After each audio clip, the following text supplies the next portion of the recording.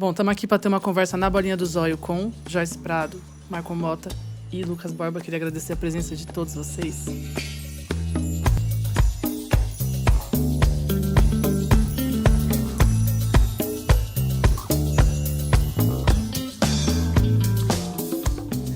E estamos aqui para falar sobre cinema, audiovisual e tudo aquilo que engloba esse universo, né? Então, para a primeira rodada, para a gente abrir os trabalhos, eu queria que vocês se apresentassem, falassem um pouco do trabalho de vocês, que vocês têm feito agora, e dissessem como que vocês chegaram no universo do audiovisual, o que aproximou vocês desse universo. Bom, primeiramente agradecer o convite, é um grande prazer estar aqui.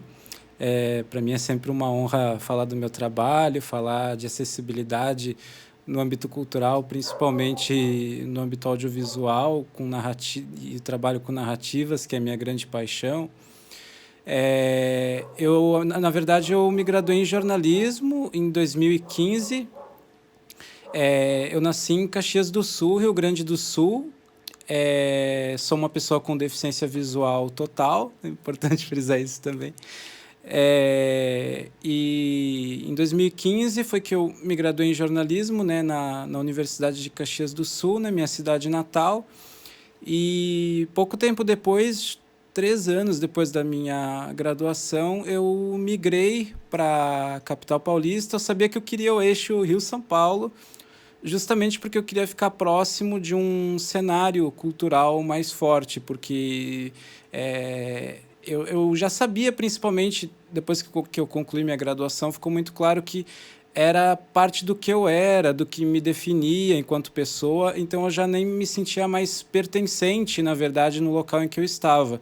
Eu sentia que tudo que eu tinha para ter vivido lá enquanto morador, enquanto cidadão, essa fase da minha vida já tinha passado, né? Principalmente depois que eu concluí minha graduação.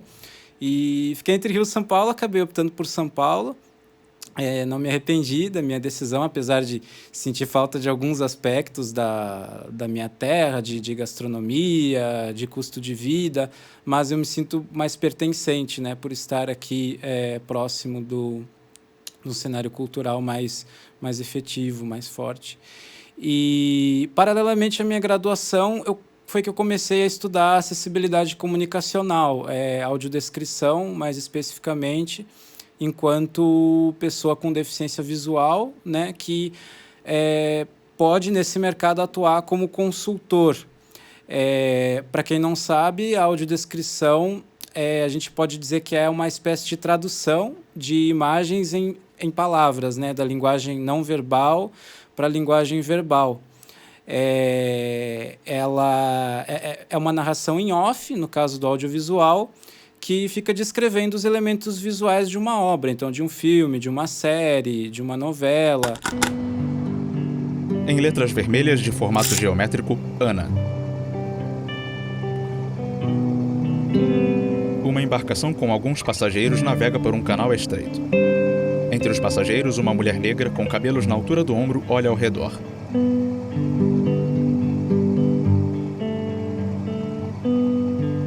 A mulher caminha por uma rua com muros pichados e lixo acumulado. Passa por muros com grafites coloridos. Entra em uma rua estreita. Um homem abre a vigia em uma grande porta cinza. Do outro lado, vê-se parte de um rosto de mulher. Ele abre a porta, ela sorri e entra.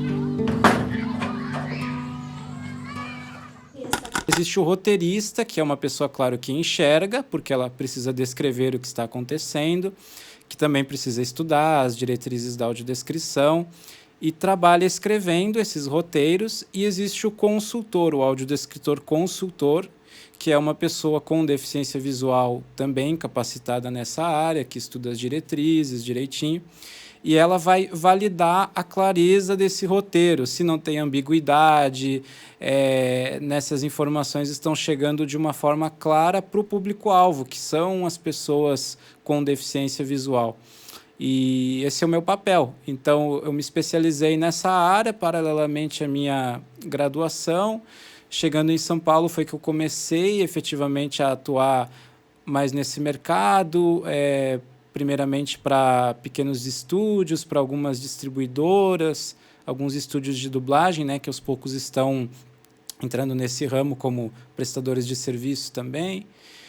E hoje atuo, né, em grande parte na consultoria da acessibilidade do catálogo da Netflix, por meio de uma empresa canadense chamada DVW, que é Descriptive Video Works, e em paralelo atendo a outros clientes também, distribuidoras, principalmente para demandas dos cinemas, né, para os filmes que entram em cartaz nos cinemas, que hoje no Brasil, felizmente, depois de muita luta, a Ancine, enfim, bateu o martelo e agora os filmes obrigatoriamente têm que chegar, né, com acessibilidade nas salas de cinema.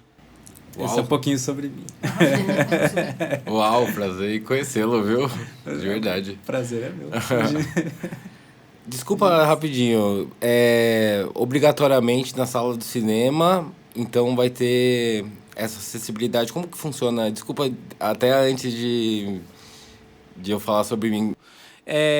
Na verdade, assim, teve todo um processo embrionário inicial, que começou bem recente mesmo. Acho que as primeiras experiências começaram ainda ali em meados de 2012, 2013, com alguns aparelhinhos que a pessoa na sala de cinema tinha que solicitar na bilheteria, e ela coloca o aparelhinho com fone de ouvido e começava a escutar a audiodescrição nos fones de ouvido em paralelo com o filme sendo exibido na sala, né? Isso na mesma sessão comum, Lucas? Isso, junto com as demais pessoas. Só que isso estava causando um problema para o ponto de vista das redes de cinema, porque elas tinham que investir no equipamento, receptor. Para elas era um investimento muito caro, muito alto. Então foi criada uma solução alternativa que eu diria que acabou até, de uma certa forma, acelerando um pouco o processo e facilitando de uma certa forma, que são os aplicativos via celulares. Então, hoje no mercado existem 3 aplicativos que fornecem essas audiodescrições. O Movie Reading, o Mobiload e o Greta. Os mais utilizados são o Movie Reading e o Mobiload. O Greta, ele inclusive, é uma empresa de fora que aos pouquinhos está entrando no Brasil. E elas disponibilizam as audiodescrições, janela de Libras também, para pessoas surdas e ensurdecidas, e a legenda descritiva, que é o Closed Caption, né? Então, eu vou dar um exemplo. Quero assistir o novo filme do Alien. Sou uma pessoa com deficiência visual. Posso entrar num desses aplicativos, verificar se a audiodescrição do filme está disponível ali na lista. Posso baixar a audiodescrição do filme ainda em casa, se eu quiser. Porém, ela só vai rodar, ela só vai reproduzir essa audiodescrição na sala de cinema. Eu não vou conseguir reproduzir de casa, eu posso só baixar o arquivo. Quando eu chegar na sala de cinema e o filme iniciar, eu inicio a audiodescrição no aplicativo, ele já sincroniza com o filme pelo áudio.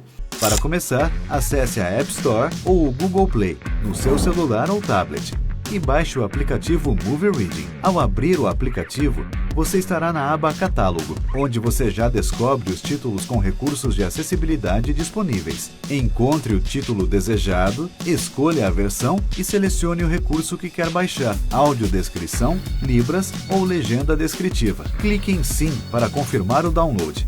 Os recursos baixados ficam disponíveis por 24 horas. Mas você pode baixá-los quantas vezes quiser. A partir daqui, você não precisa mais de internet. Quando estiver na sala de cinema, acesse a aba Meus Filmes, no canto inferior esquerdo. Selecione o recurso que você baixou e clique em OK. Pronto! Assim que o filme começar, o recurso sincroniza automaticamente. Então, se eu quiser ir no cinema sozinho, assistir o filme com as demais pessoas normalmente, eu posso assistir tendo uma acessibilidade, um empoderamento acerca de tudo que está acontecendo no filme por meio da audiodescrição, né? Fico feliz que essa evolução está acontecendo, porque olha só... É algo bem recente, uma conquista bem recente mesmo, que Demais. a gente está conseguindo. Bom, Eu sou Michael Mota, aproveitando aqui a audiodescrição, sou um homem negro, de dread curto, amarrado, com a camiseta cinza, com frases do poeta Sérgio Vaz e uma calça jeans azul. Sou nascido e criado no Capão Redondo, zona sul de São Paulo. Tive uma infância e uma vida até meu começo de entender a vida adulta como atleta. Então, eu fui jogador de futebol, joguei em vários estados, passei por... Vamos lá, vou falar alguns aqui para você lembrar. Mato Grosso do Sul, Rondônia, Paraná, interior de São Paulo, em diversas cidades. Rodei bastante com futebol. Cheguei aí para Portugal. Tive essa vivência com o esporte e depois fui estudar produção audiovisual. Importante falar que eu tenho um pai que trabalha com audiovisual. Meu pai é cinegrafista até hoje. E tá aí no mercado já há mais de 30 anos. E comecei a estudar fotografia, montei a Dois Neguinho em 2011, então já vai para, 13 anos, né, que tem.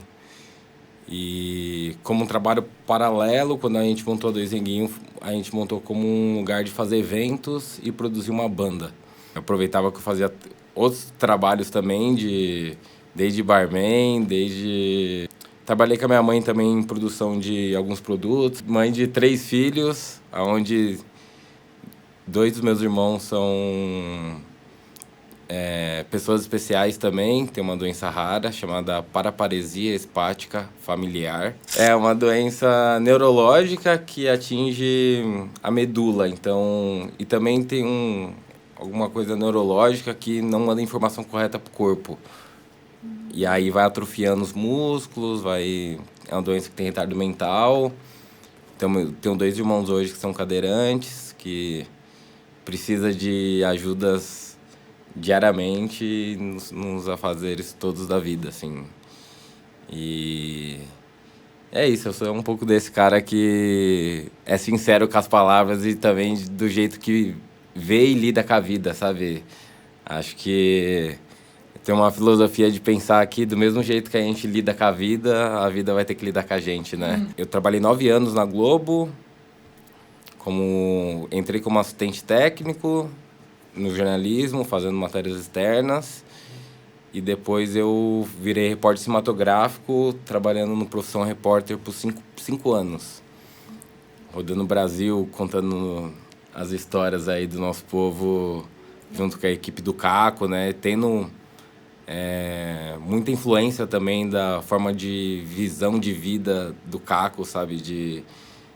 Um trabalho muito voltado para os direitos humanos e do qual eu me orgulho muito, assim, de ter discutido vários temas importantes para a gente brasileiro, né? Que a gente muitas vezes não tem acesso e que é preciso falar, é preciso mostrar, sabe? E ainda mais em um lugar de rede nacional, poder discutir, mostrar sobre várias questões. E é isso, para mim é um orgulho essa trajetória dentro da TV, essa trajetória que eu tive com o esporte mesmo, de entender essa vida coletiva, entender um cuidado com a saúde que é preciso, sabe? E hoje estou à frente da produtora, da Dois Neguinhos, fazendo trabalhos audiovisuais de documentário, de videoclipe, de transmissão ao vivo, de consultoria. Tenho implementado agora um setor de inteligência artificial, onde é um lugar que eu tenho estudado e me debruçado também, exatamente para a gente poder ter um pouquinho do espaço de ter a narrativa também, como uma pessoa preta, poder falar desse lugar de tecnologia.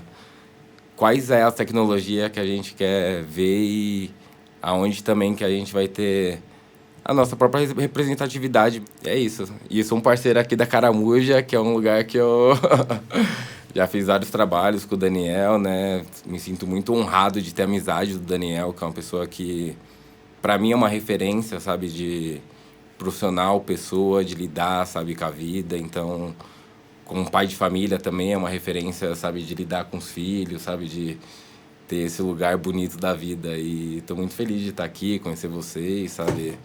Lucas, prazer muito grande, sabe? De ver o quanto... É isso, a gente acha que as pessoas que têm limitações, acho que elas não podem fazer as coisas, né? E aí se depara com uma pessoa totalmente esclarecida e fazendo da sua vida o mesmo corre que a gente faz da nossa, é bonito, sabe? Muita coisa para aprender, né? Orra! Com certeza. Sou eu, vamos lá então. Primeiro dizer que estou muito feliz também com o convite e de estar aqui no espaço, encontrando vocês, para poder conversar também sobre vários temas que me atravessam. Vou para a audiodescrição, sou uma mulher negra, estou de dread, macacão vermelho e aí dizer um pouco sobre a trajetória. Eu acho que a gente começa no audiovisual quando a gente começa se interessando em assistir filmes várias e várias vezes, né? Eu acho que isso é um histórico em comum com quem trabalha, com a área que a gente trabalha. Dificilmente a gente assistiu uma vez só o nosso filme favorito. E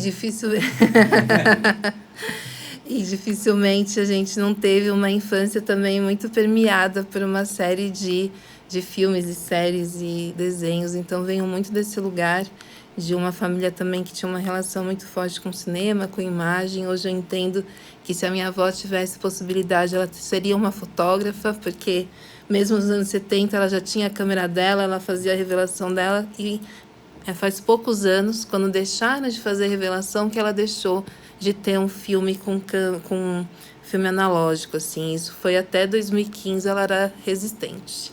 Uau!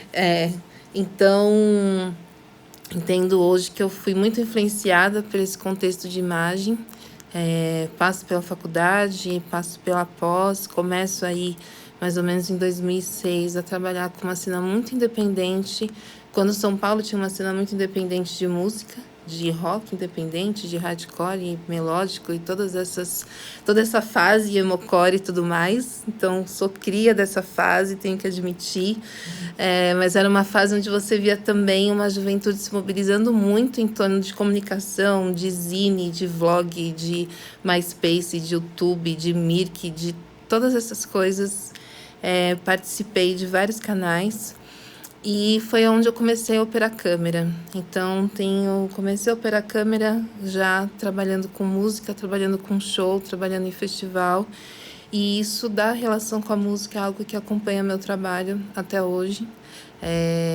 Em 2014, mais ou menos, é quando eu consigo um primeiro apoio para um curta-metragem dentro de um edital voltado para a produção de mulheres, que é o edital Carmen Santos, e o curta Fábula de Voaíta.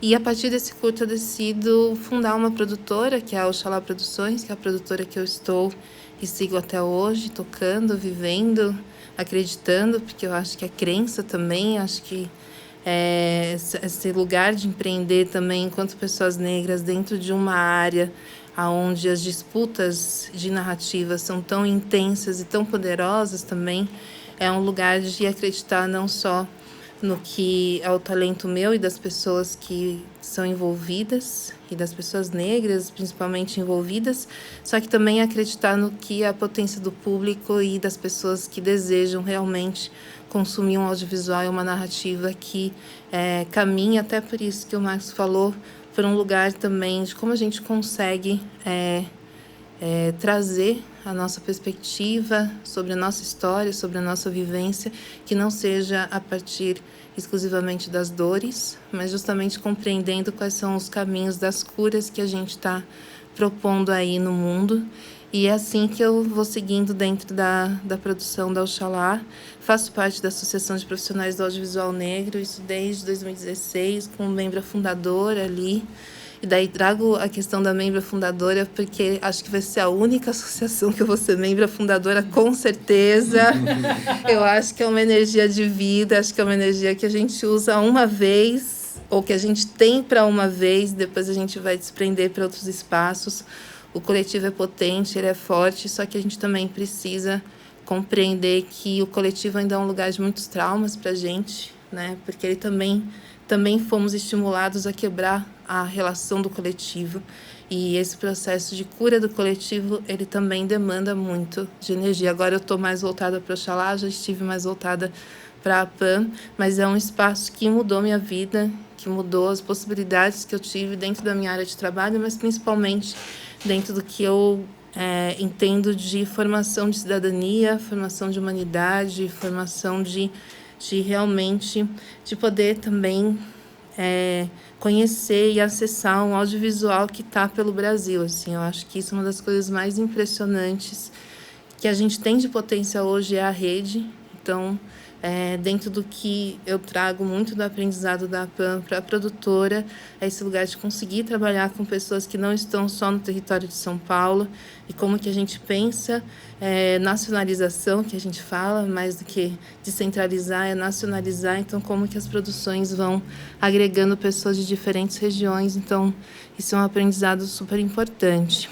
Atualmente, estou mais voltada para a área de conteúdo, e daí conteúdo, eu digo, mais de documentário, mais série e também cinema. E tem sido uma experiência bem interessante no sentido de começar a fazer algumas escolhas agora. Acho que depois de já ter passeado aí pela fotografia, pela montagem, pelo roteiro, fazer muita produção executiva, de diferentes perfis. Agora eu tô mais assim, acho que é cinema mesmo, como é que a gente vai fazer acontecer? Acho que é isso. Massa. Bom, vocês estão bem soltinhos, né? Vocês já trouxeram vários pontos que eu queria abordar, e isso é ótimo. Eu vou continuar na questão da comunidade, do coletivo, né? Que eu acho que todos vocês passaram por essa questão, e vou voltar ao contrário. Vou emendar. Eu queria bem saber da sua participação mesmo na APAN, né? Porque a APAN, ela pode ter sido transformadora para você, mas você pode ter certeza que para quem ela mobilizou, que estava escondido, ela é transformadora, eu acho, para uma construção de política pública no país, né? Então, para mim, eu já te falei isso, para mim é uma honra assim poder estar com alguém que fez parte dessa fundação, né? Mas aí eu queria entender, assim, pensando vocês enquanto produtores de conteúdo e artistas, assim, como vocês enxergam essa relação com o cinema e a comunidade e o coletivo, né?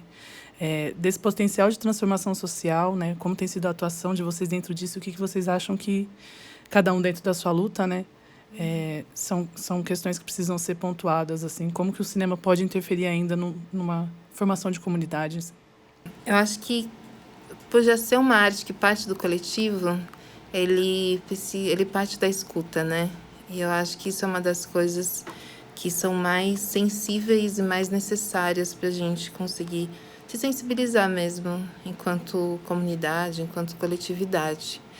E eu acho que tem um lugar muito interessante, falando um pouco mais sobre o contexto da APAN em 2016, o início dela, e ela vem...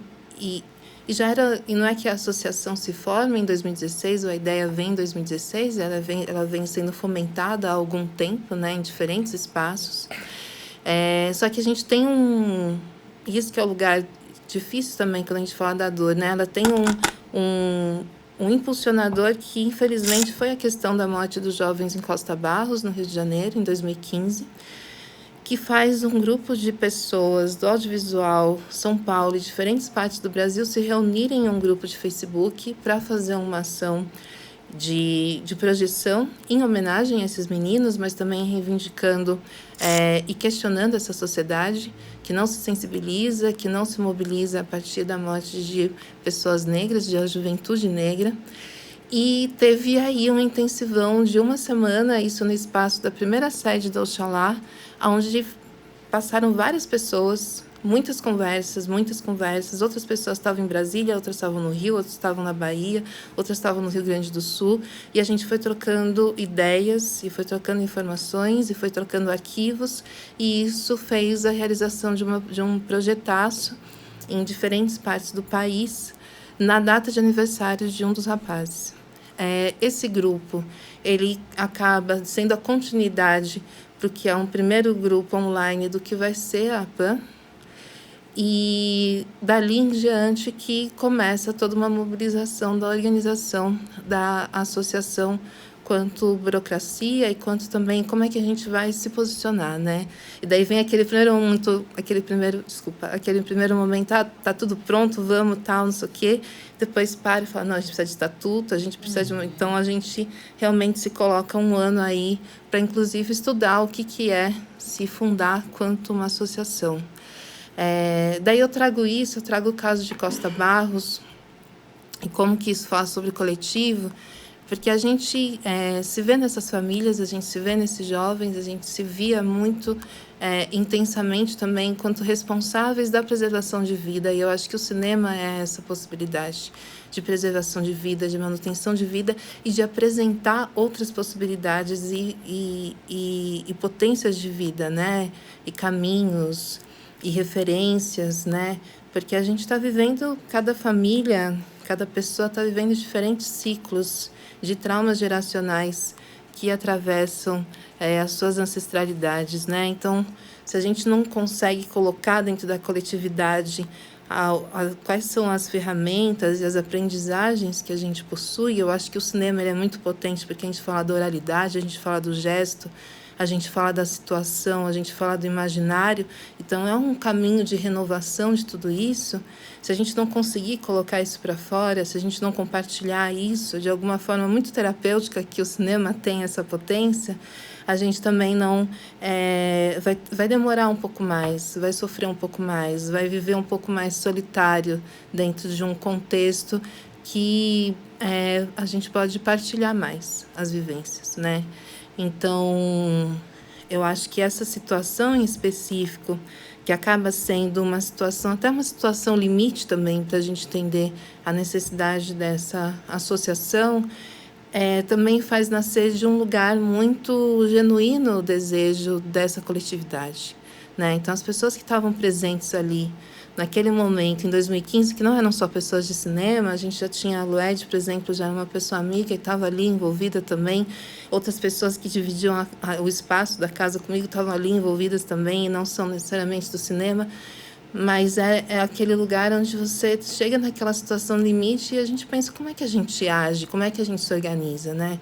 Então, esse lugar do impacto dentro das políticas públicas e também dessa coletividade que é muito forte em São Paulo por conta do VAI. O VAI é até hoje uma das políticas públicas mais transformadoras de juventude do país, e infelizmente você anda pelo país, você não vê políticas públicas para a juventude com a mesma potência. Essas coletividades que se formam no VAI são as coletividades que acabam se organizando em produtoras posteriormente. Produtoras culturais, produtoras audiovisuais, editoras, né? A gente tem tantas pessoas que iniciam no VAI e seguem na carreira cultural e tem que entrar na burocracia, mas também entram na burocracia porque agora as políticas públicas têm um olhar, e não só um olhar, né? A gente pressionou muito, os movimentos periféricos de São Paulo pressionaram muito para que também existisse uma política pública voltada para, inclusive, dar continuidade a essa carreira da produção cultural. E hoje a gente tem cada vez mais tensionado o lugar das políticas públicas. Hoje a gente tem pessoas da APAN que estão integradas ao Conselho Superior de Cinema. E um dos desejos, quando a gente tem ali a fundação da APAN, as primeiras discussões era conseguir estar dentro do Conselho Superior de Cinema, era conseguir fazer incidência sobre o plano de diretrizes e metas do audiovisual que está para ser revisto esse ano, era para ter sido revisto em 2020 no governo Bolsonaro, mas você nem tinha Conselho Superior de Cinema formado, e vai estar para ser revisto esse ano. E a gente tem que pensar que o primeiro plano de diretrizes e metas de 2010 não tinha nem pessoa negra, não tinha a palavra nem negro, nem negra, nem indígena. Então, que planos de diretrizes e metas são esses, né? O que a gente está contemplando com esse plano? Então, essa força da coletividade que a APAN formou e que tensiona políticas públicas hoje em todas as regiões do país é o que faz a gente conseguir hoje está atuando de frente com o que é um futuro plano de diretrizes e metas e com o desejo que essas políticas públicas atinja também informação, atinja também distribuição, e não só no olhar dos grandes players, não só no olhar a partir de uma formação acadêmica universitária, mas a gente está falando da formação que vem a partir também das nossas aprendizagens, das nossas vivências, das nossas crenças, e uma distribuição que também vem a partir do que é essa coisa muito mais orgânica do cineclubismo, muito mais orgânica da formação de público a partir das diferentes quebradas que o país tem e que já estão atuando, só que estão atuando sem apoio. Então, eu acho que tem toda essa mistura, né, de elementos que faz com que a gente esteja hoje, em 2024, quase 10 anos depois da fundação da associação, conseguindo pautar cada vez mais o que veio de uma situação limite, assim, de uma situação limite de reivindicação de vida mesmo. Eu acho que hoje democratizar o acesso é o lugar que a gente entende, pelo menos que eu entendo, de o audiovisual ser uma potência para todo mundo, sabe? Quanto mais a gente conseguir dar espaço para as pessoas serem ouvidas e mostradas, e cada um do seu jeito, e que seja de uma forma respeitosa, sabe? Eu acho que é um lugar pelo qual eu tento brigar com que o meu trabalho faça sentido, sabe? Não acredito muito no meu olhar individual sobre a vida, sabe? A vida faz sentido no meu olhar para mim, mas coletivamente é um lugar diferente. É um lugar que tem que fazer sentido coletivo. Eu acho que a experiência da Dois Neguinhos olhando para trás e refletindo sobre é o que eu acho que manteve muito a minha saúde mental, de entender o meu real lugar de espaço para além do trabalho. Porque eu acredito que o trabalho de todo mundo leva a gente para lugares das quais a gente não escolhe e tá ali por conta de uma obrigação social e real com a sua própria vida e família, sabe? Que muitas vezes, até sem dinheiro mesmo, a gente conseguia se articular em um lugar onde a gente estava realmente feliz de estar produzindo e tendo um mesmo objetivo conjunto, sabe? Eu prezo muito hoje de conseguir pagar todo mundo que trabalha com a Dois Neguinhos, e isso é uma grande dificuldade, até porque eu ainda tenho um olhar voltado para trabalhar de uma forma autoral, sabe? É um lugar que também eu não quero que a Dois Neguinhos seja uma produtora que seja aberta ao mercado, de falar, a gente faz, entrega o serviço de captação, edição, o que for, mas do nosso jeito, da forma que a gente quer. Eu não tenho interesse com a Dois Neguinhos, sabe? Uhum. A Dois Neguinhos, ela tem uma ideologia, um conceito de trabalhar com tecnologia social, de trabalhar com as pessoas de uma forma diversa, onde a gente respeita também as particularidades das pessoas. Como modelo de trabalho mesmo, sabe? Porque também eu não quero que as pessoas sejam o Mike, meu brother, que está trabalhando desse jeito, e a gente faz do jeito que quer, sabe? E não é desse jeito. É um trabalho de uma produtora que eu acredito real, tem uma base, tem um conhecimento que eu quero compartilhar e agregar valores quanto a todos os olhares, sabe? Enfim, fazer todos os processos que tem uma produtora, né? Acho que são os custos da gente ter a nossa autonomia, né? Até para autonomia criativa. E uma curiosidade, esse nome Dois Neguinhos seria você e a pessoa que fundou? Junto Sim, com você, serão dois? Mas a gente não era só dois, nós éramos em muitos. É que Dois Neguinhos virou um símbolo de ser duas pessoas negras em volta de produtores e artistas brancos, onde todos eram meus amigos, porque eu que iniciei esse movimento de se unir a partir de um convite de uma amiga da época da faculdade, a Ana. E aí a gente se encontra numa casa lá na Conceição, do lado do Jabaquara, e a gente monta uma banda ali, a gente monta um lugar de fazer eventos, mas não tinha um nome. E aí, numa reunião coletiva ali, a gente falou, a gente precisa ter um nome da casa e tal. E aí eu e o Feijão olhou e falou, mano, Dois Neguinhos aqui, mano. A galera falou, puta, Dois Neguinhos é um nome muito bom, mano. E vocês dois que acabaram trazendo todo esse lugar também de movimento, acabou ficando 2 neguinhos, casa 2 neguinhos, fizemos o trabalho 2 neguinhos ali, que nisso nasceu o 2 neguinhos Produções.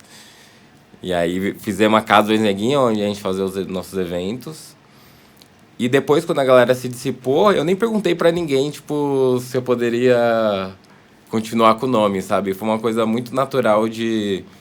Putz, 2 neguinhos tá aí parado e, assim, logo numa sequência de entender que ia ficar parado, e eu já tava na Globo, eu pensei, eu vou precisar de um lugar onde eu tenha essa saída do que eu penso mesmo, do que eu acredito, do que eu posso fazer de freela, sabe? Eu preciso de um lugar para poder dar vazão a esses trabalhos. E eu não queria que fosse só como o Michael Mota, porque eu achava que era um lugar de entender vários outros tipos de trabalho que não precisava ter meu nome. Então, eu dei continuidade nesse trabalho da 2 Neguinho. E por conta de ser eu e o Feijão, meu brother, Fernando Bueno, que hoje trabalha na 2 Neguinho, ele faz parte essa organização hoje, depois de tanto tempo que eu fiquei... Vai, mano, vamos trampar junto de novo, de verdade, sabe? Agora é de verdade mesmo. Porque ele também sempre foi muito claro, assim, acho que isso é muito importante, bonito de lidar, né? Falar, Michael, eu vou fazer o meu aqui, tá tudo bem, sabe? Continua aí, quando você precisar de mim, pode me chamar, vou estar sempre à disposição, mas eu não quero ter esse lugar de ter uma produtora, correr atrás disso, entender toda essa gama de complexidade, porque eu sempre falei pra ele também, você não vai chegar aqui e vai ficar só com a parte boa, sabe? Ou a gente entende toda a problemática também que é ter uma produtora para fazer funcionar isso, ou também eu prefiro continuar do jeito que eu tô e tá rodando. Mas agora a gente está nesse lugar de poder se organizar melhor, ter mais pessoas trabalhando junto, ainda que seja hoje no amor e na vontade, no comprometimento de cada um, mas é um lugar que eu realmente acredito que a gente possa desempenhar um trabalho gigantesco, sabe? Eu acho que a gente pode impactar empresas, educação, tecnologia e tudo mais, sabe? Bom, Lucas, a pergunta é a mesma, né? Certo. Bom, no âmbito da audiodescrição, da acessibilidade, eu acredito que o grande desafio é conscientizar e trazer mais as pessoas para esse meio, para a importância da acessibilidade, seja ela qual for, né? Embora eu esteja mais debruçado sobre a acessibilidade comunicacional, pode ser arquitetônica, enfim, de todos os segmentos em geral, né? E no meu, especificamente, se tratando da audiodescrição, ainda mais assim no contexto de Brasil, a audiodescrição ela é algo realmente bem recente, gente. Para dar um pouquinho de contexto, assim, né? A audiodescrição ela iniciou, acredita-se que ela tenha efetivamente começado no Japão, ali por volta dos anos 70. Inicialmente foi feita uma experiência via rádio, uma transmissão de rádio, e depois esse recurso, né, começou a ser entendido, desenvolvido, inclusive naturalmente com a participação das próprias pessoas com deficiência, para que diretrizes começassem a ser criadas. Aí, nos anos 80, esse recurso chegou na Europa, depois começou a chegar nos Estados Unidos, e no Brasil ele foi chegar, na verdade, em 2004, começar a chegar em 2004, em um festival chamado Assim Vivemos, que traz, até hoje, né, filmes relacionados à temática, documentários e tal, relacionados à temática da pessoa com deficiência, né, ao protagonismo da pessoa com deficiência. Então, claro, nesse contexto foi que a própria audiodescrição começou a ser apresentada como recurso, e aos poucos ela se iniciou uma luta para que ela começasse a ser incorporada aos demais segmentos, né? Na TV aberta. Hoje a gente tem conseguido, né, uma implementação gradual também na programação da TV aberta. A TV por assinatura ainda tem uma conquista, ainda que a gente precisa conseguir. Aos pouquinhos, os streamings agora estão começando a implementar o recurso, né? Depois da pandemia, de muitas prorrogações, é que a Ancine finalmente bateu o martelo em relação à obrigatoriedade nas salas de cinema, porque isso já vinha sendo prorrogado há anos já, e depois a pandemia atrasou ainda mais esse processo. Havia uma resistência muito grande das redes de cinema, uma preocupação das distribuidoras sobre como isso seria implementado, a questão da segurança. Então teve que haver uma discussão com muita diplomacia, inclusive nesse sentido, né, para que as implementações pudessem efetivamente começarem a ser feitas. E recentemente agora obtemos mais essa grande conquista. Mas eu acho que quando a gente fala de audiodescrição, porque agora é fato que o tema da acessibilidade, a pauta, ela tem crescido, ela tem ganhado mais visibilidade, mais importância. Só que, por exemplo, quando a gente fala em Libras, existe uma vantagem do ponto de vista midiático, porque a Libras, né, a língua brasileira de sinais, ela é visual, ela é um recurso visual, então ela é um recurso bom para ser mostrado para as pessoas, para impactar as pessoas, porque o cotidiano das pessoas é muito pautado pelo visual, né? Ainda mais nesse universo agora de telas, do digital que a gente está vivendo. Então, midiaticamente, a Libras ela tem conseguido uma acessibilidade, uma visibilidade considerável. A audiodescrição ela lida com o som, ela lida com o áudio. Então é mais difícil você conseguir pensar em formas de promover esse recurso de modo a gerar a empatia das pessoas que não precisam do recurso. Como chamar a atenção dessas pessoas.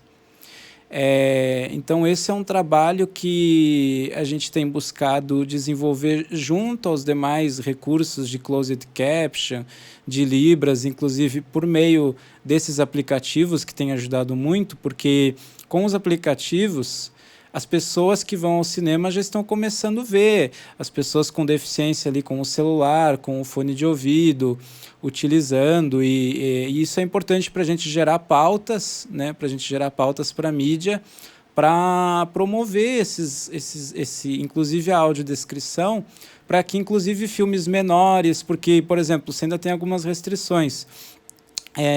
Eu não vou lembrar exatamente os números agora, mas filmes que têm uma distribuição menor, que não vão para um número grande de salas, ainda não existe essa obrigatoriedade de receber acessibilidade, né? Muitos canais de TV por assinatura ainda não implementam a audiodescrição. Os streamings estão fazendo isso aos poucos, mas grande parte dos catálogos ainda precisa ser acessibilizado. Grande parte da programação da TV aberta ainda não possui audiodescrição, né? A própria Libras também tem o desafio, por exemplo, quando a gente fala em Libras para a sala de cinema, para as pessoas surdas, né, ensurdecidas, o ideal, na verdade, é que existisse a janela de Libras sendo colocada em um cantinho da própria tela do cinema, não no celular. Porque a pessoa tem que ficar com um olho, né? Um olho no celular e o outro na tela. Para elas é horrível isso. Elas né, acham extremamente desconfortável. Então, toda uma discussão também que precisa ser desenvolvida nesse sentido junto às distribuidoras, que é uma construção cultural, né? Existe uma resistência porque isso ainda não é culturalmente comum. Mas você pode adaptar o filme para que a janela fique num canto, para que fique prático para as pessoas que precisam do recurso consumir. Isso não vai atrapalhar a experiência. A tela do cinema é gigantesca, sabe? Então, eu diria que esses são desafios, assim, então, por exemplo, no âmbito da audiodescrição, a gente trabalha muito, como acontece com os demais recursos também, a gente trabalha muito com o argumento, que é extremamente verdadeiro, né, de que quando você implementa bem um recurso de acessibilidade, na verdade ele é benéfico para todas as pessoas.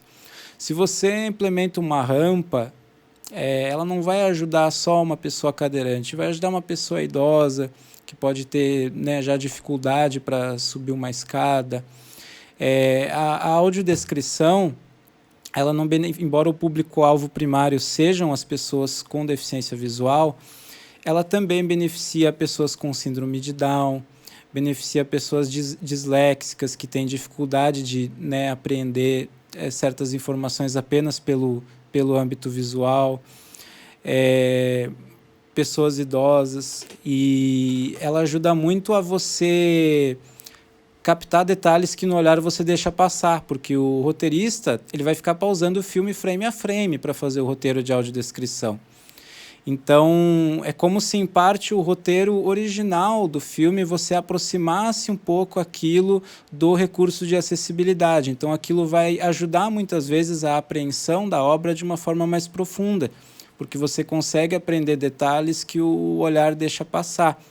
Num mundo tão dependente de telas, né? Quero assistir essa obra fazendo um exercício, lavando uma louça, não preciso ficar olhando para a TV o tempo todo, a audiodescrição pode me auxiliar, né?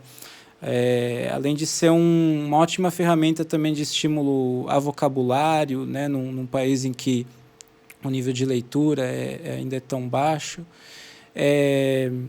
Então, o recurso de acessibilidade, quando ele é bem implementado, ele, na verdade, beneficia e aproxima a todas as pessoas. Então, hoje, em relação a 10 anos atrás, a 5 anos atrás, a gente sabe que a gente já conquistou muita coisa, na verdade. A gente já progrediu muito, embora tenha um caminho enorme ainda pela frente, mas a gente comemora, né, cada conquista que a gente obtém e a gente busca pautar essa aproximação, né?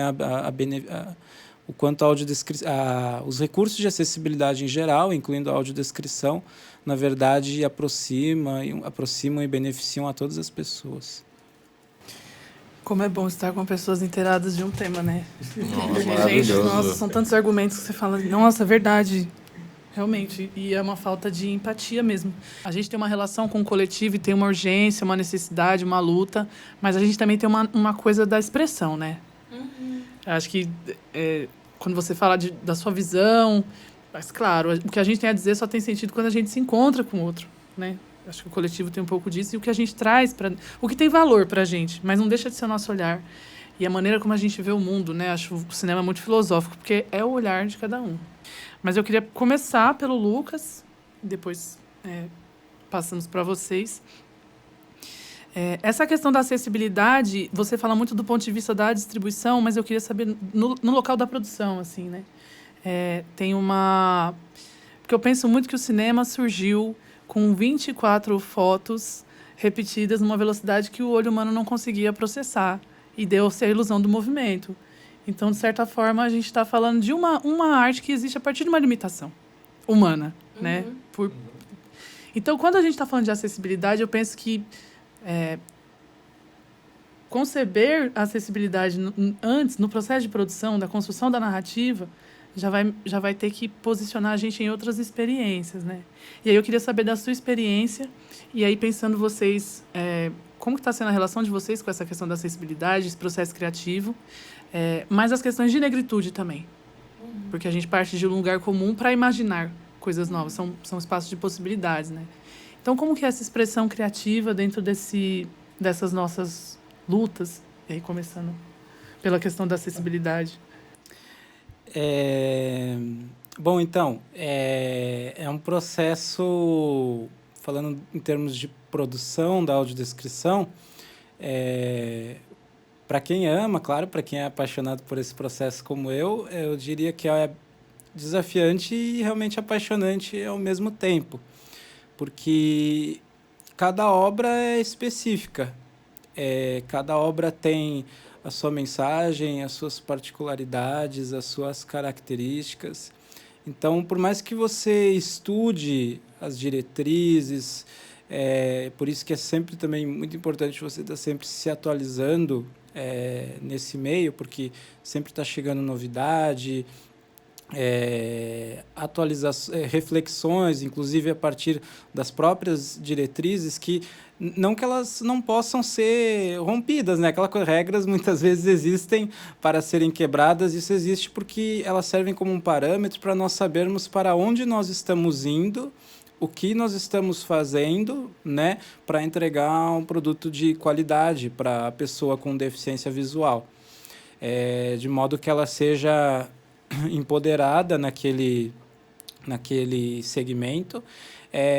O que eu, particularmente, sempre tento tomar muito cuidado, junto com os profissionais que também trabalham comigo, é para que a audiodescrição não se sobreponha à obra, porque se a gente faz isso, a gente tira o protagonismo da obra em si. A gente não quer que a audiodescrição abafe a obra, né? A gente quer respeitar ao máximo o espaço do diretor, do criador, do roteirista daquela obra, para que a pessoa com deficiência visual possa se aproximar dessa experiência que foi proposta ali, né, pelo diretor, junto com o roteirista, junto com a fotografia, junto com as atuações, para que a audiodescrição não se sobreponha a essa experiência, mas para que ela acompanhe a obra, para que ela possa trazer a obra até a pessoa com deficiência visual, assim como o diretor quis levar a sua obra, a sua mensagem para as demais pessoas. Então, eu vou trazer um exemplo, né? Esses dias eu estava trabalhando com uma das roteiristas que trabalha comigo, inclusive a Vanessa Delfino.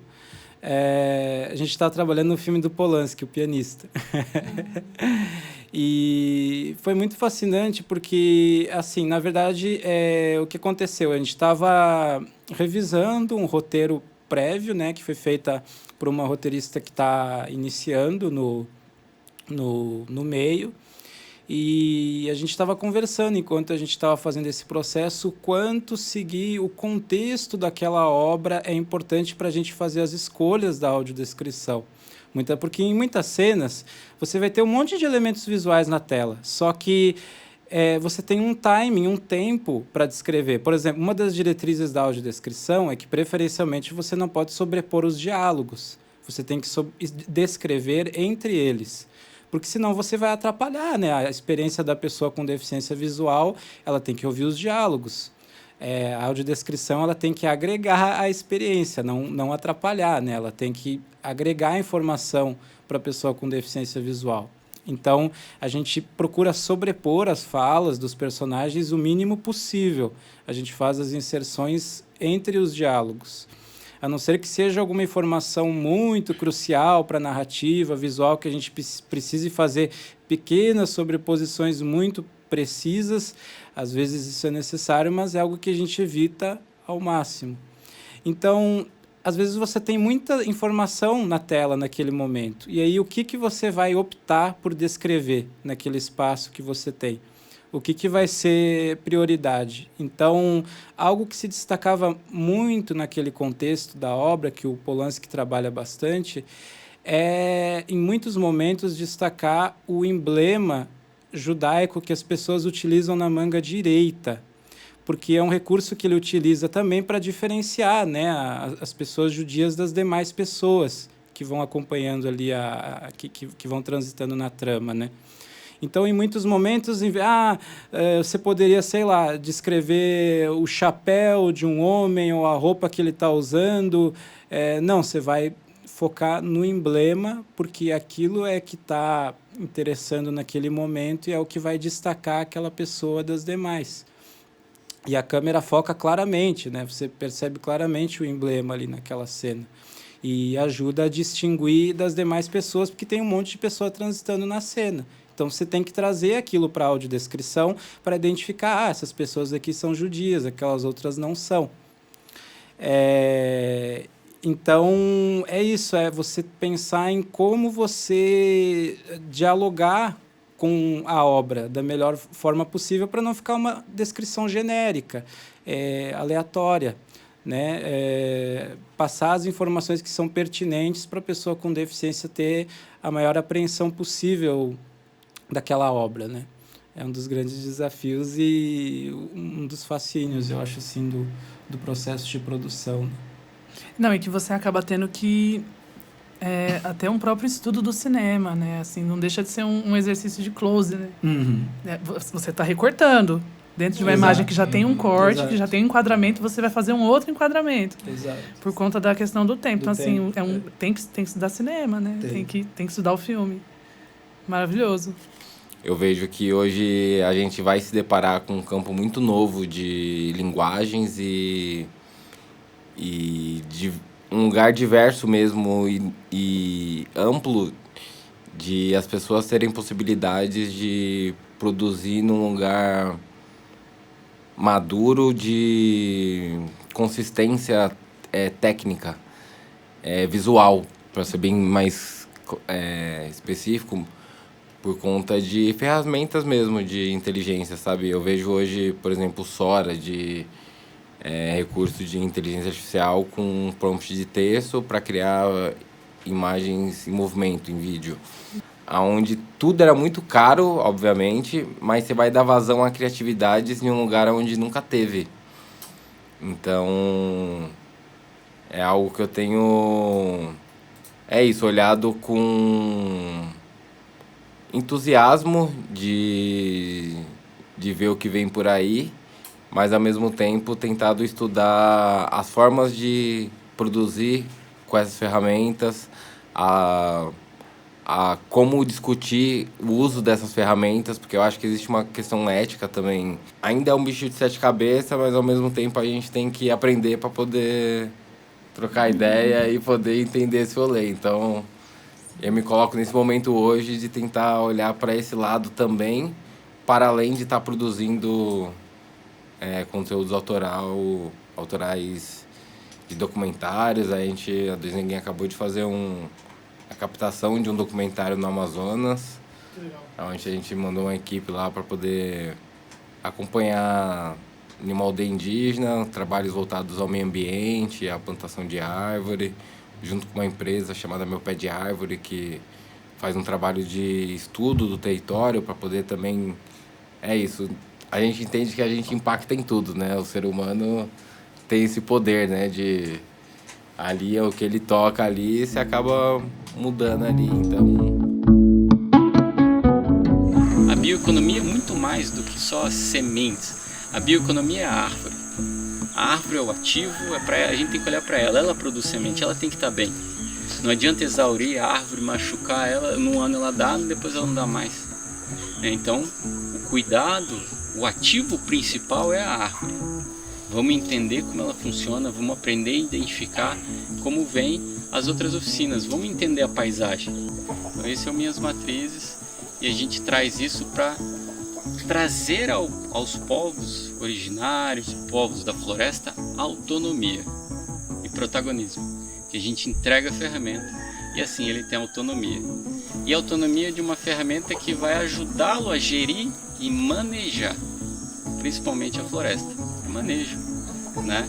Então esse ano eu coletei dessas matrizes, ano que vem eu coleto daquelas outras lá, eu dou uma folga para elas, entendeu? Respeitando esse ciclo, que a floresta também precisa daquelas sementes, daqueles frutos. Eu não devo coletar tudo todos os anos até exaurir o sistema. Ele tem que ser sustentável.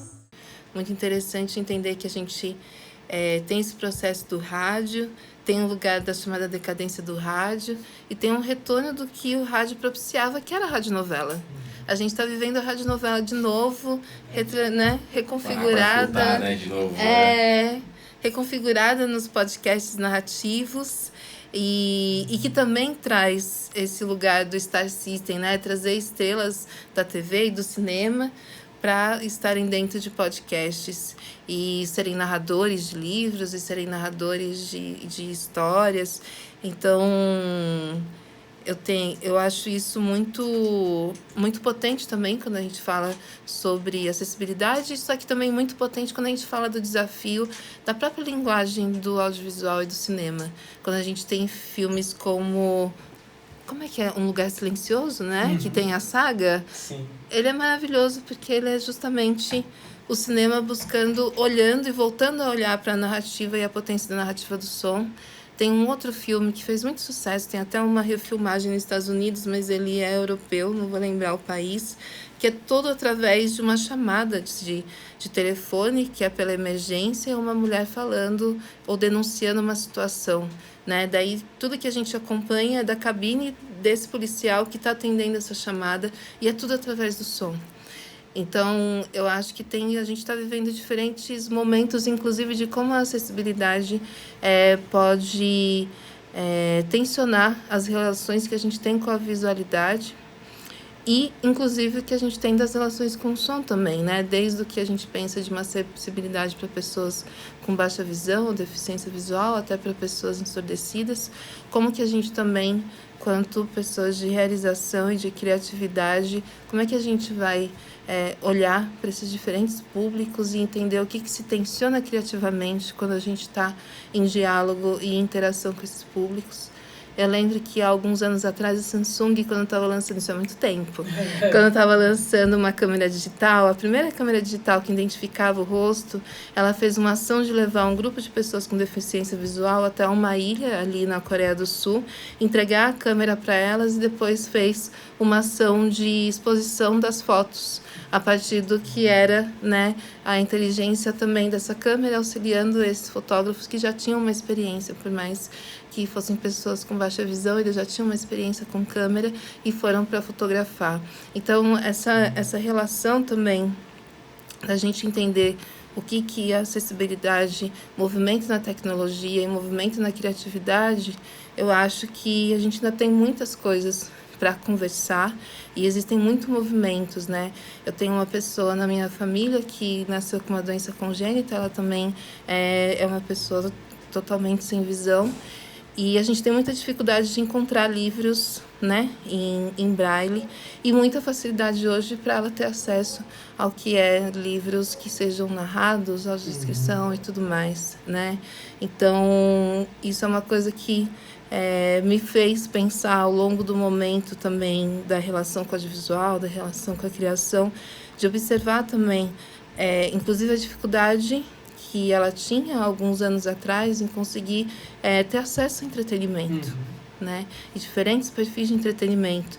E eu acho que o mais interessante é a música quanto esse constante vetor, e o som quanto esse constante vetor de entretenimento para ela, e muito lugar do tato também, que é uma das coisas que eu ainda acho que o cinema ainda tem a explorar quanto sentido, e que a gente tem essas diferentes experiências de parques de entretenimento, seja na Disney, seja em outros espaços, onde você tem essa ideia de um cinema 4D, tá aí também para ser compreendido e para ser desenvolvido, porque é muito interessante, não sei quem já teve essa oportunidade, mas é muito interessante quando você tem essa resposta também nesse lugar sensorial do tato, assim. Então, acho que tem um campo de exploração tecnológica e criativa que ainda tem muito para a gente explorar, assim.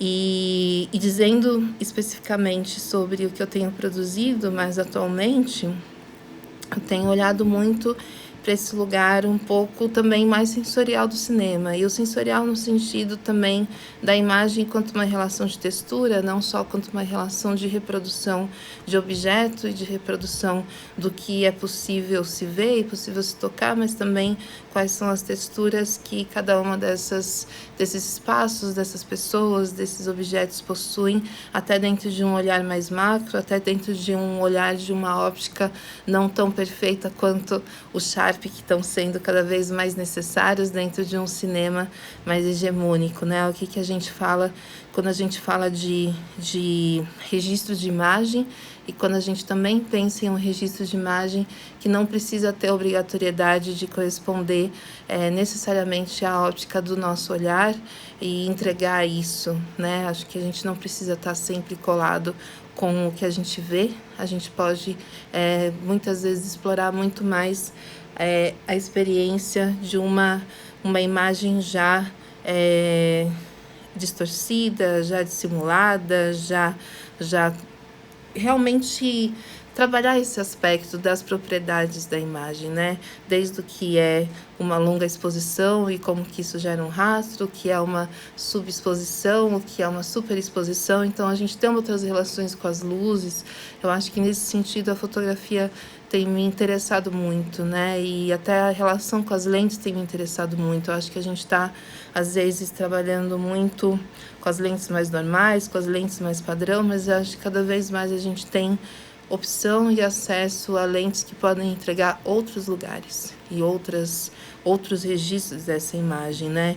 E que é muito interessante que talvez a gente tivesse isso em um outro momento do cinema, quando era mais inventivo. Acho que a gente tem um cinema que ainda está precisando ou se reconectar com o lugar da invenção ou se afastar com um lugar muito padronizado, né? Eu acho que o cinema ainda é uma arte muito nova.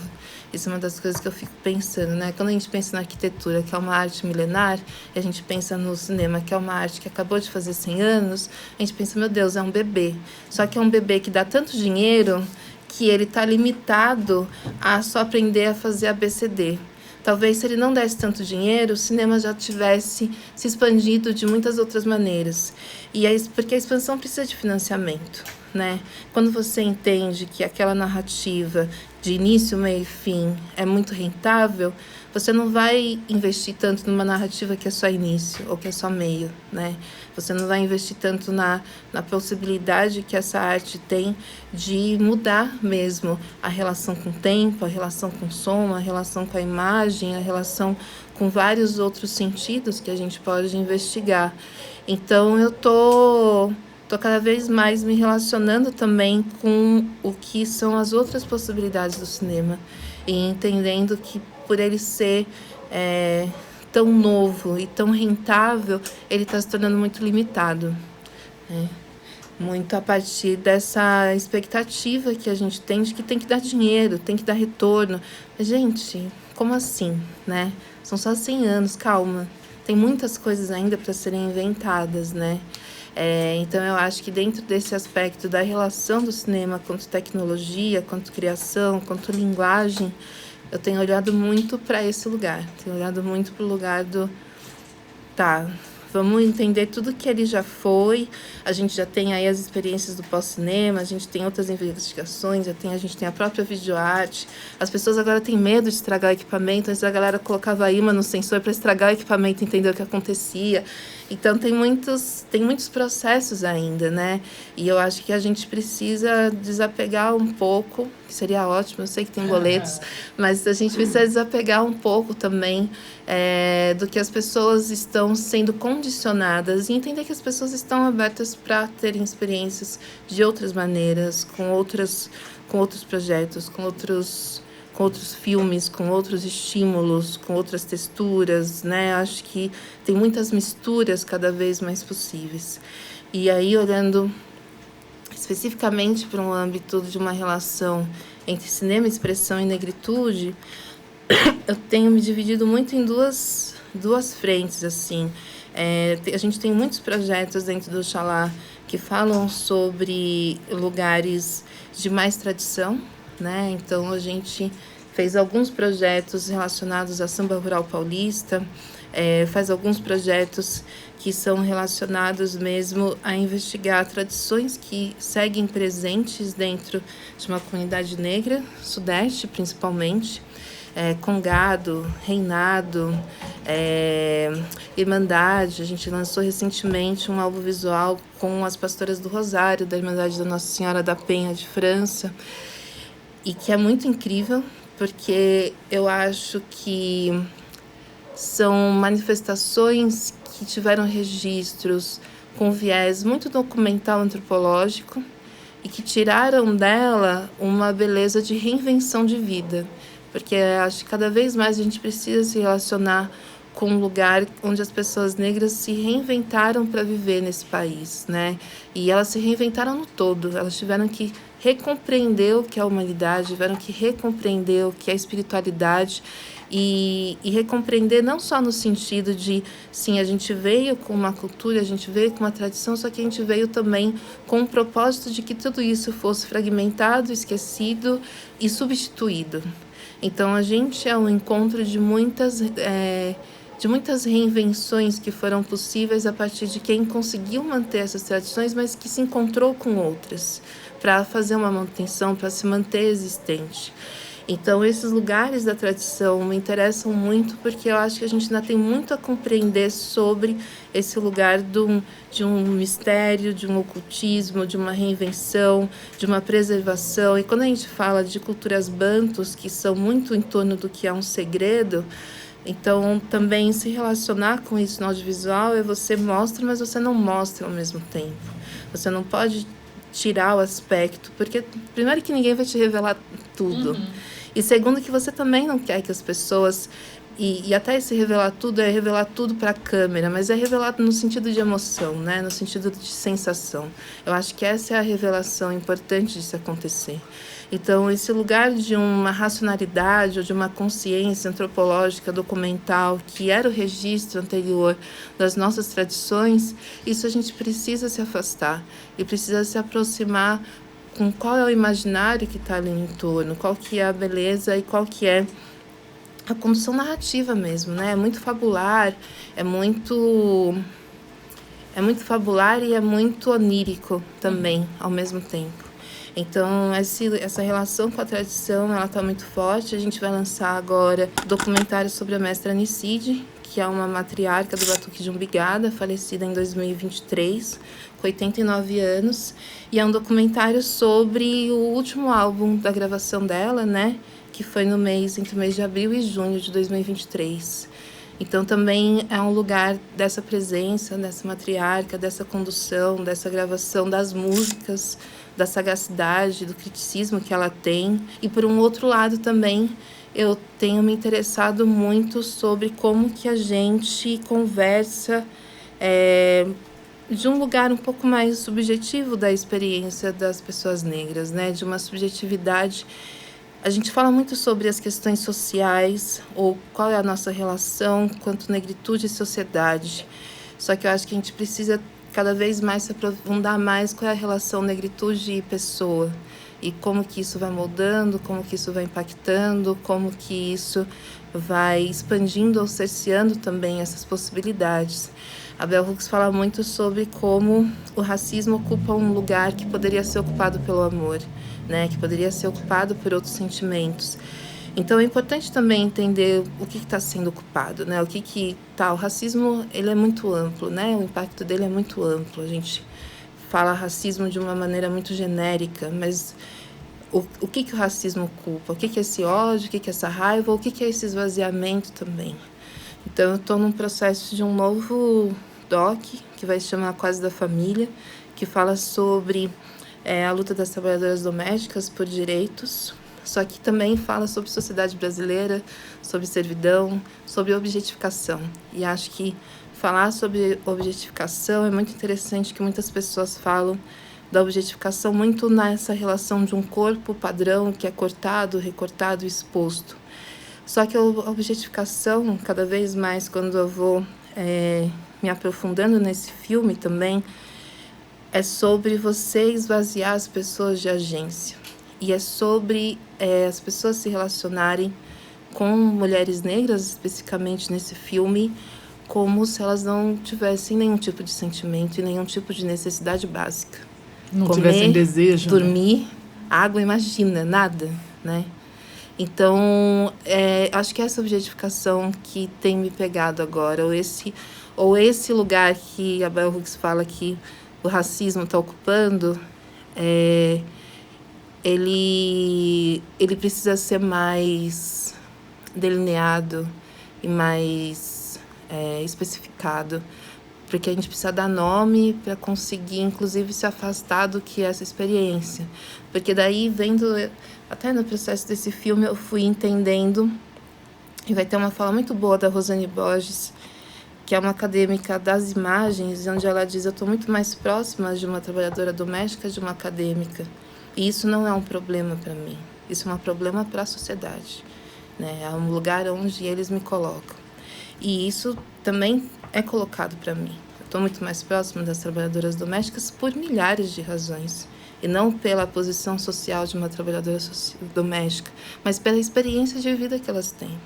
Independente do lugar que a gente ocupa, enquanto pessoas negras, estamos sendo objetificadas. Porque ainda é questionável para algumas pessoas que a gente, inclusive, precisa pensar em saúde mental. Por mais que as nossas questões de saúde e adoecimentos são extremamente profundas, né? E aí você começa realmente a entender o lugar que o trauma geracional está colocado. Como é que a gente vai sair desse ciclo ou dessa repetição, se hoje ainda está tão intensificada a relação de servidão, né? E uma das coisas que é muito interessante de pensar nesse filme, que elas apontam, é o movimento negro não está próximo da luta das trabalhadoras domésticas. E a Laudelina de Campos Melo, que é uma das pioneiras dentro dessa pauta, fala isso. Como ela estava sozinha, o movimento negro não se uniu a ela quando ela decidiu lutar pelas trabalhadoras domésticas. E não é um lugar de dizer, eles foram errados, eles são ruins. É um lugar de dizer, não, é difícil. É difícil quando você precisa conversar com pessoas que estão vivendo em condições de escravidão ainda. E não é, e esse que é o lugar, né? A escravidão não é sobre você viver violências físicas cotidianas, é violências mentais, violências psicológicas e psíquicas cotidianas. Então elas estão nesse lugar. Elas estão no lugar de não conseguir e não poder ter uma relação com a intimidade nem delas, nem com os seus familiares. Só que ainda assim serem tratadas como quase da família. Então, atualmente, estou nesse projeto, está sendo muito complicado, porque fala também, inclusive, de como as nossas famílias são moldadas, da dificuldade da construção de intimidade nos nossos próprios seios familiares. Qual que é a origem, inclusive, da dificuldade da gente conversar sobre as nossas emoções, da gente construir laços, da gente construir afeto. Não vem do nada. Não é só a questão de uma dificuldade financeira, de uma dificuldade de moradia. Não, é muito mais, né? A gente precisa entender que intimidade é coisa nova. Que intimidade é coisa muito nova. Que não estar dividindo espaço com outras pessoas em um estado de precariedade é um lugar onde a maior parte de nós ainda está.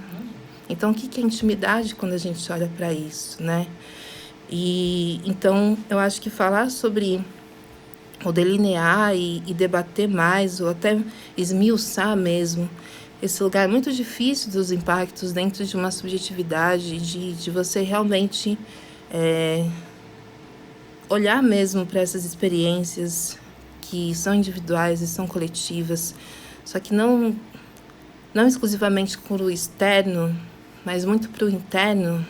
Isso é muito difícil e, ao mesmo tempo, acho que é muito necessário. Então, dentro de um caminho mais pessoal também, de cinema, assim, e não que a tradição não seja, são as duas coisas, mas dentro desse projeto especificamente, tem sido esse desafio de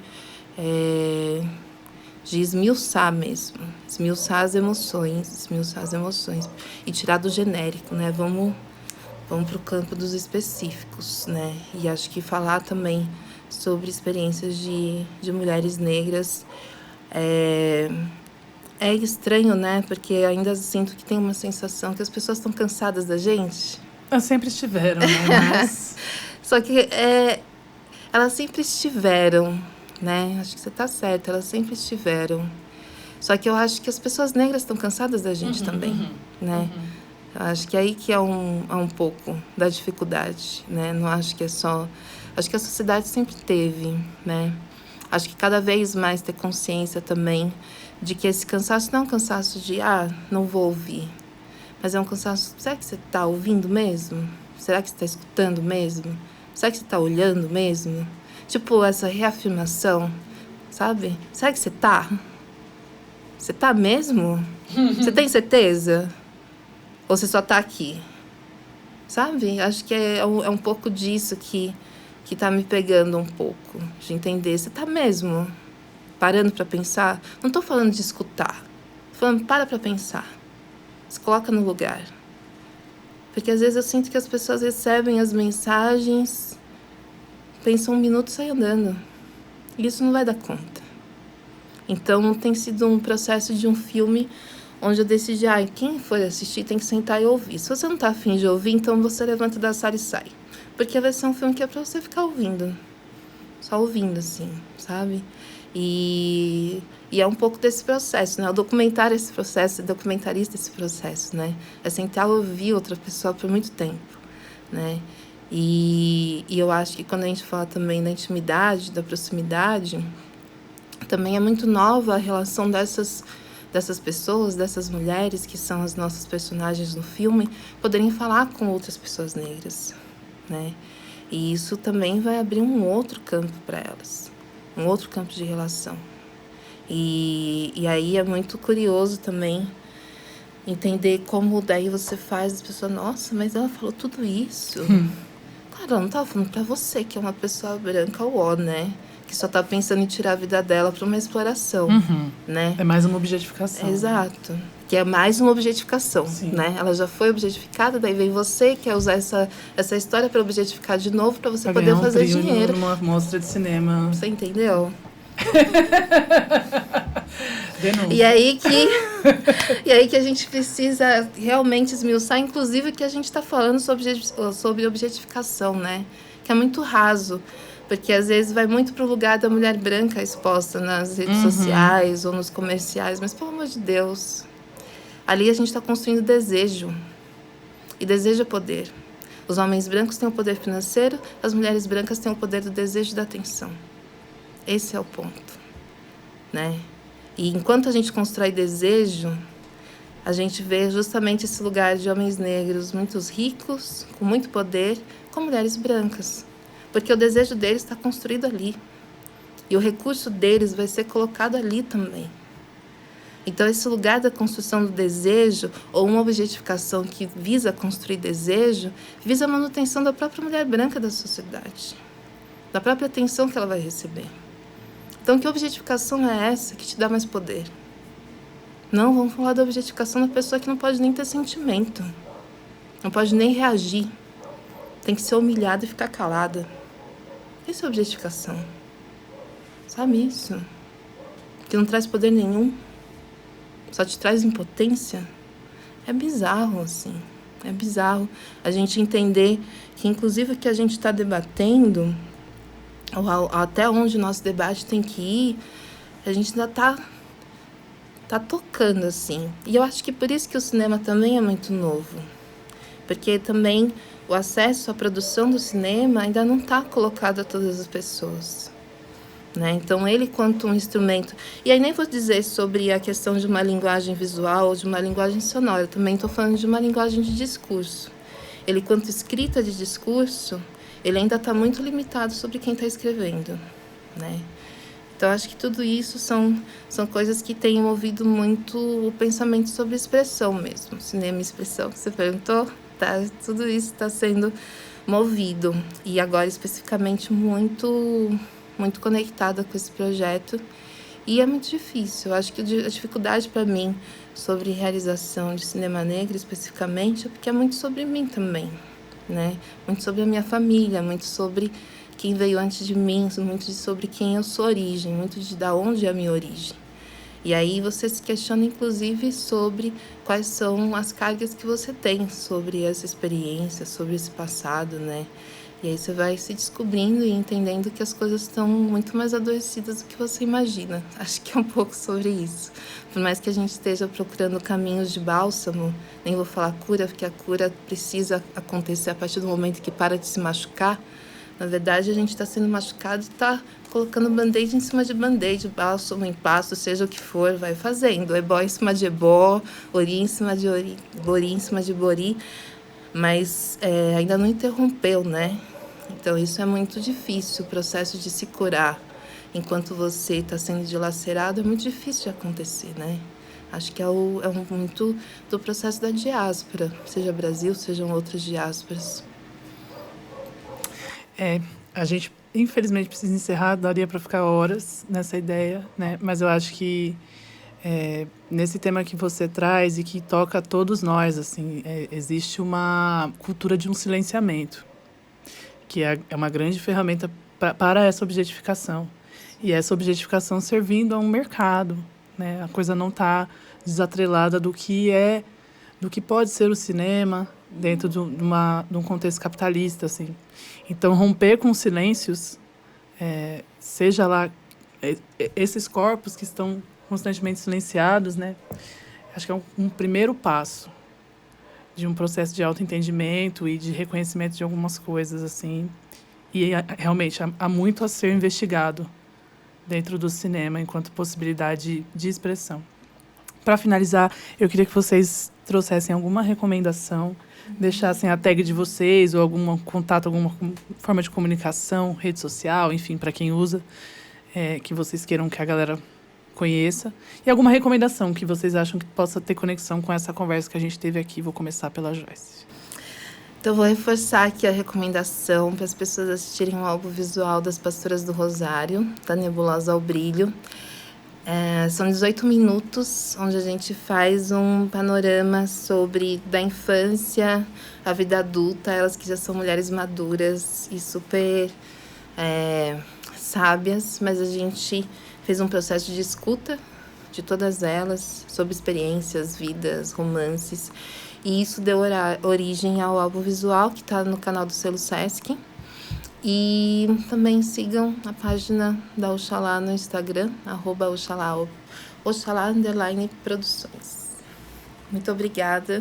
Estou muito feliz de estar aqui, gostei demais do papo, agradeço demais o convite, aprendi demais com os meus amigos aqui que estão dividindo essa tarde comigo. Muito obrigada.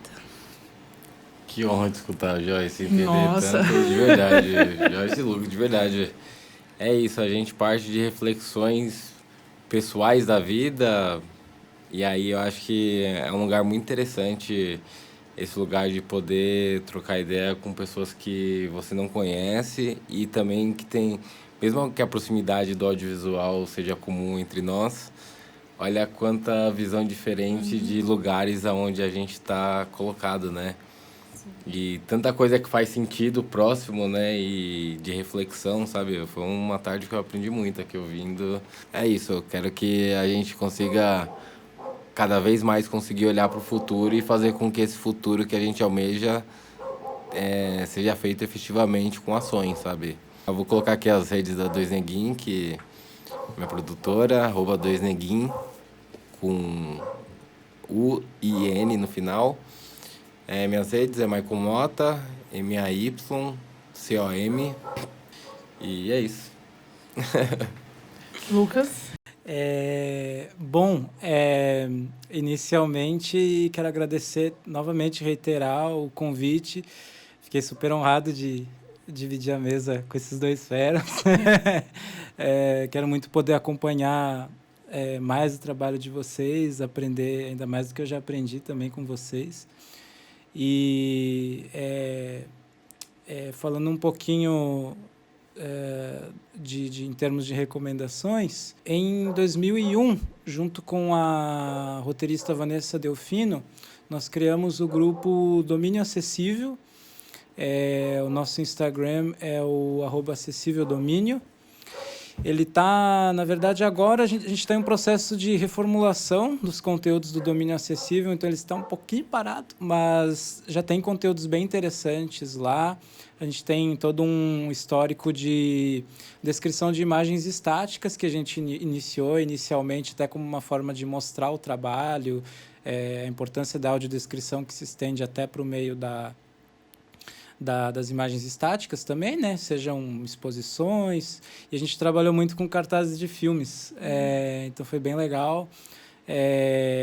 E para quem quer um meio prático de conhecer a audiodescrição, saber como é a audiodescrição na prática, compartilhar, mandar o link para os amigos, a gente iniciou um trabalho recente dentro do Domínio Acessível, que se chama Cinema Mudo em Palavras. Então, para quem quer, principalmente para quem realmente gosta bastante, assim, gosta de estudar o cinema um pouco mais a fundo e também ver a audiodescrição sendo implementada de uma forma muito direta na prática, a gente iniciou um projeto de compartilhar no YouTube clássicos do cinema mudo com audiodescrição. Fora da casa, uma sombra se aproxima da porta pela qual se vê o número 13. Mão bate na porta. A senhora e o senhor saem da sala.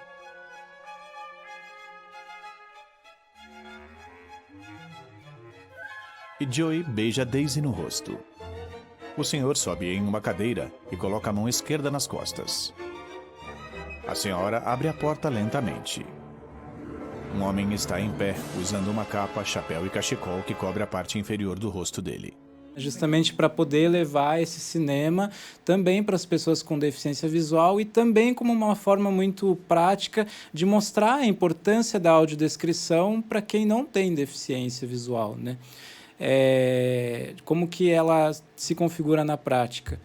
Então, nosso primeiro trabalho foi o filme O Inquilino, do Hitchcock, de 1927, uma história policial bem legal. E está disponível no YouTube. Se você jogar O Inquilino, a audiodescrição já vai aparecer. Então, é um link que você pode estar divulgando para os amigos.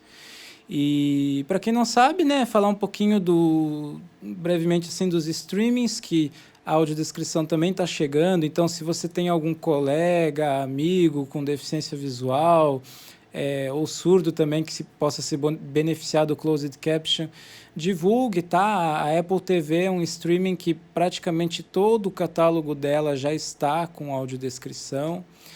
A Netflix está aos pouquinhos ampliando o catálogo, e o legal da Netflix é que eles colocaram opções de filtro para você localizar as obras que estão já com audiodescrição disponíveis. Então, no site existe um link ali no rodapé, no final da página, audiodescrição.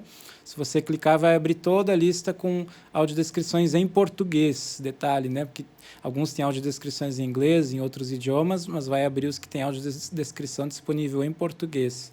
No aplicativo, se você pesquisa por audiodescrição, ele também vai puxar a lista. E existe a própria categoria, já audiodescrição, dentro do aplicativo da Netflix também.